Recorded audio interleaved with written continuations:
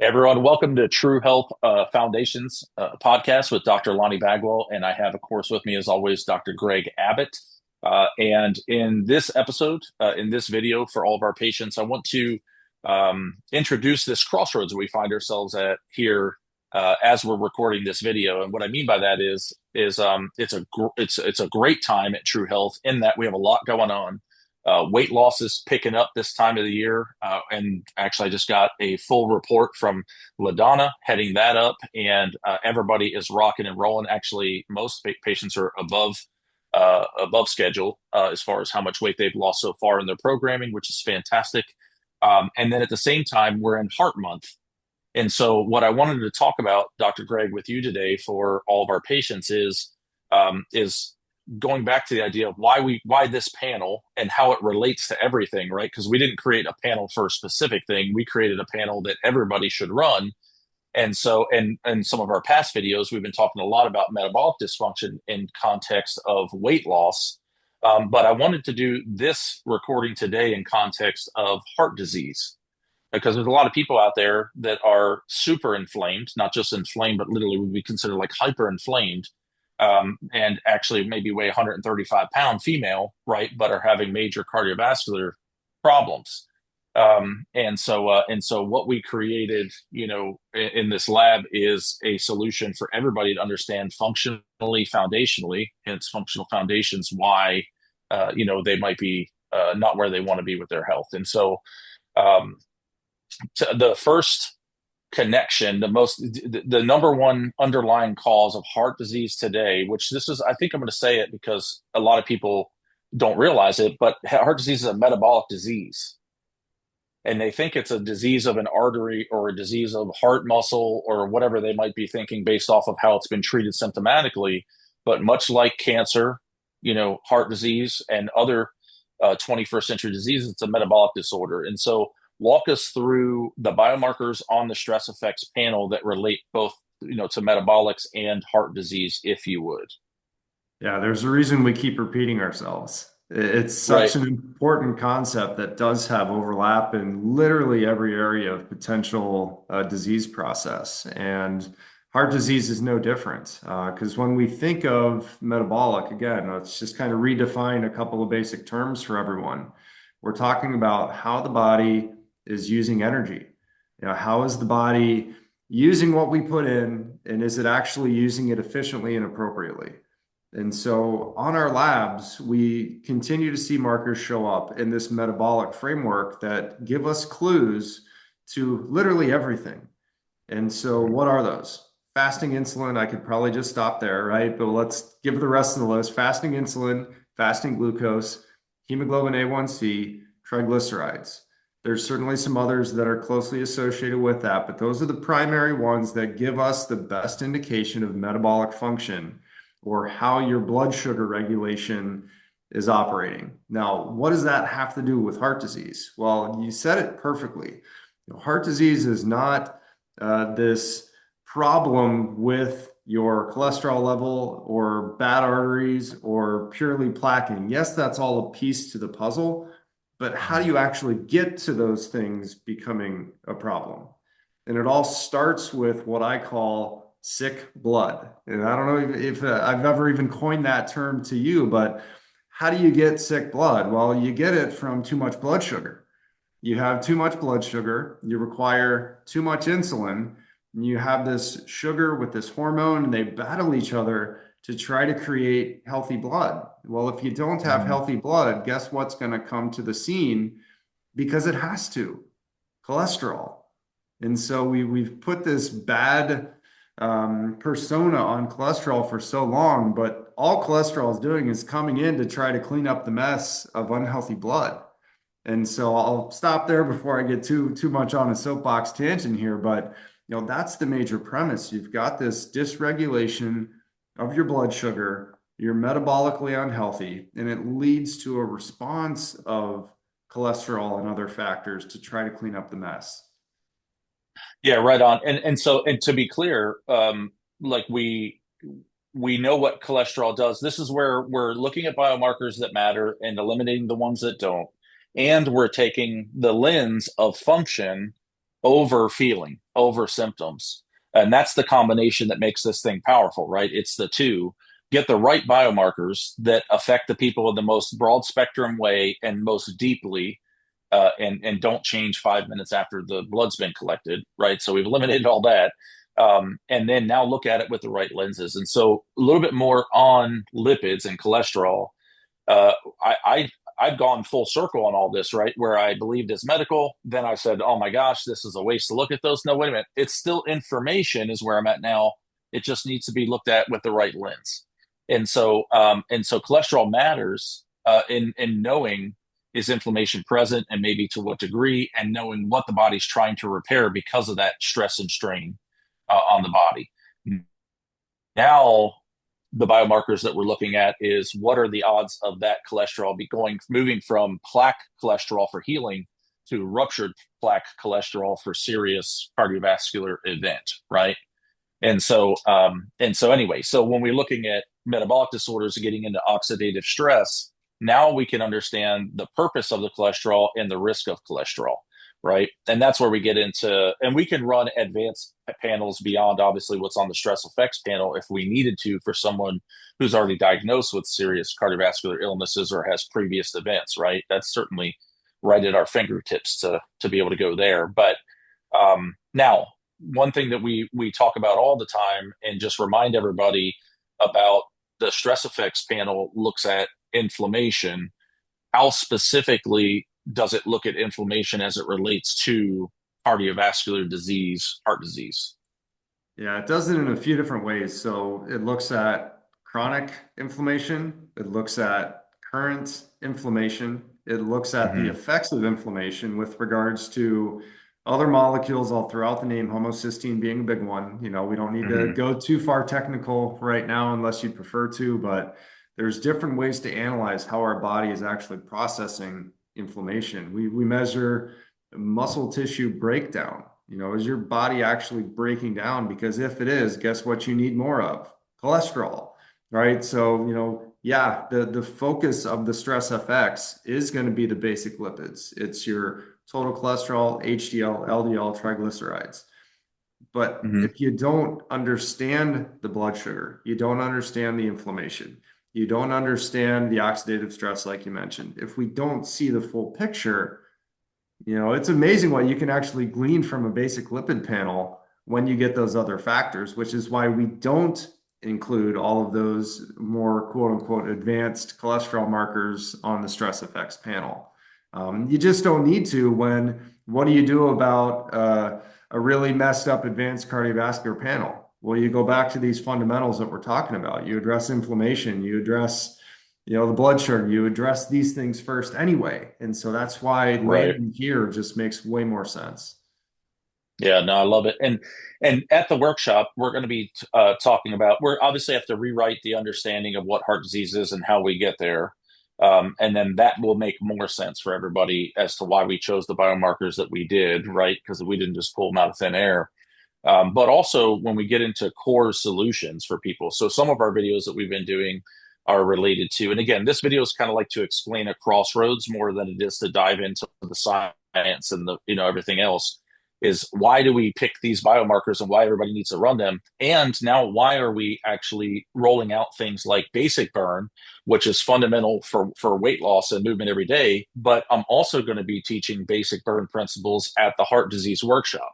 So just again, in like 2 minutes or less, help people who are watching this, even if it's for the first time and they didn't watch the other videos on basic burn, help them understand why we're back. We've explained why we're back to the fundamentals when it comes to running biomarkers. Why are we going back to the basics and the fundamentals when it comes to actually building the right kind of solution for these diseases?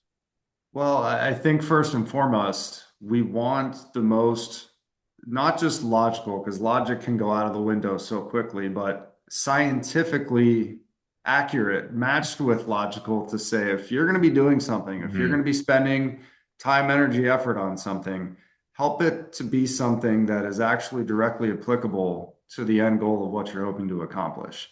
And so the basic burn, the whole premise, and I'll relate it specific to heart disease and metabolics like we're talking about today, is if you don't initiate a prime molecule called nitric oxide. It is your number one best defense system to protect your heart, your cardiovascular system, reduces inflammation, reduces blood pressure, you name it, the list keeps going. But you can do it in a very small amount of time, no equipment, no experience required. It's just incredible what you can tap into when you understand what your body needs. And it's one of those interesting catch-22s when we talk about something like nitric oxide, because what ends up happening in most cases is because of blood sugar issues and metabolic issues, because of inflammation, because of all these things that are working against you, what's it going to do to your nitric oxide? It's going to deplete it and deplete Yeah. it and deplete it. And so not only do we need to do something to reactivate this nitric oxide, but it's also going to start to turn on and be able to help you overcome these other areas that you're now trying to work on as well. And so it's we Mhm. don't want people to think, well, do I have to? Do I not have to? We want you to think I'd be crazy not to. And so as Right. long as there's a solution that's simple enough and obviously scientifically validated, then that's what we're bringing to the table here. Yeah, that's awesome. And people, if you haven't heard about nitric oxide and you're hearing about it for the first time, that's fantastic. And we're going to knock it out more at the upcoming heart disease workshop. And it's not the total solution for all the things, right? It's just one of the pieces of the puzzle. But if you have heard about it, you probably have heard about it in terms of supplementation and eat your beets, right? And having beet powder and all that stuff. So it's the same principle to what you just said is that you don't have sufficiency. You do need a certain amount of nutrients and proper absorption, assimilation, and application of those nutrients to be able to manufacture nitric oxide and create proper signaling. So, yes, we do have, there's going to be things talked about related to nutrition as always. But that's not, remember, the power is not in a beat. The power is in the body's ability to absorb, assimilate, produce nitric oxide, and know when to signal it in response to what you're doing. And the beautiful thing is that with the basic burn, is that we found a way to signal it really quick. Well, not we, but science. We're copying science. So it was found a way to signal the release of nitric oxide really quickly. And for those people who, and this is why I love it for every patient, and it's going to find its way into every protocol moving forward, no matter what you come into this office for, the idea of basic burn. And that's because the trigger that we're focusing on is that nitric oxide goes up, relaxes the endothelium, thus reducing blood pressure and decreasing risk, right? And decreasing turbulence in the lumen, and also to create less inflammation and tumbling and damage on the endothelium. But at the same time, it triggers human growth hormone, which is going to come in and do and really trigger some pretty robust recovery of the tissue, whether it's heart tissue, endothelial tissue, or any other tissue that's been damaged in the body. And so, how amazing, and I know we've been talking about it a bunch, but how amazing that just 5 minutes you can actually trigger a cascade to create that kind of an impact on cardiovascular health and just overall tissue healing. And we're going to roll it out to patients at large for any of the attendees at the heart workshop. And even if you don't want to wait a week until then, you can go back and look at some of the videos that we've posted on basic burn. So any other kind of input around hypertension, vascular fitness as a whole, or basic burn? Yeah, I think why it's a non-negotiable basic burn. It's a prerequisite to give yourself a chance. And you touch on blood pressure, which is obviously a huge component to the whole heart disease, cardiovascular health component. And out of all of it, blood pressure issues concern me way more than cholesterol issues. And again, different video, we can rabbit hole as we need to, but if there's any sort of blood pressure concern, it has to get remedied now. And that's why the stress effects panel and basic burn and everything we're talking about combined is going to give you the best chance to improve that blood pressure across the board from a non-pharmaceutical standpoint. Now, again, we're not here to tell you to or not Right. to when it comes to that. It's not something to mess around with. So if you do have blood pressure issues, please take it very seriously and know that we're putting Right. this program into place to help individuals that might be dealing with that concern. Yeah, right on. As always, the disclaimer is, we speak on the natural side. Obviously, they're experts on the medical side, but there should never be a decision to do one or the other. Everything that we're teaching is foundational and fundamental. And as that should never be ignored and should always be a part of a recovery plan, whether you participate in the medical model or not. In fact, I'm going to share a little bit of my story over the last couple of years of some stuff that was inadvertently discovered on some labs that I did, all the way through to as recently as in the last 2 months, following up with a cardiologist. And it's going to actually be talking about that specific topic the whole way. So I'll be sharing that more at the Heart Workshop as well. And then here's the last thing we'll talk about for today's video is hormones are on the stress effect panel. Hormones, for most people, are understood to be a significant part of a stress response. And they most certainly have experienced stress related to imbalanced hormones. But what most people don't connect is, and so it's obvious why we'd have it in the panel, but what does it have to do with heart disease? Why am I going to be talking about, biomarkers related to your hormone levels as it relates to heart disease?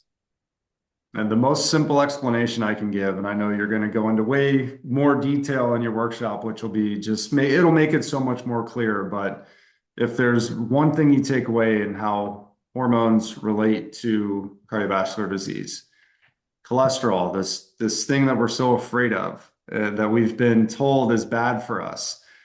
Cholesterol is the backbone for your steroid hormones. So think about that. Without cholesterol, you can't make testosterone and estradiol and DHEA and all these other powerful, powerful Mm-hmm. hormones that your body needs to function.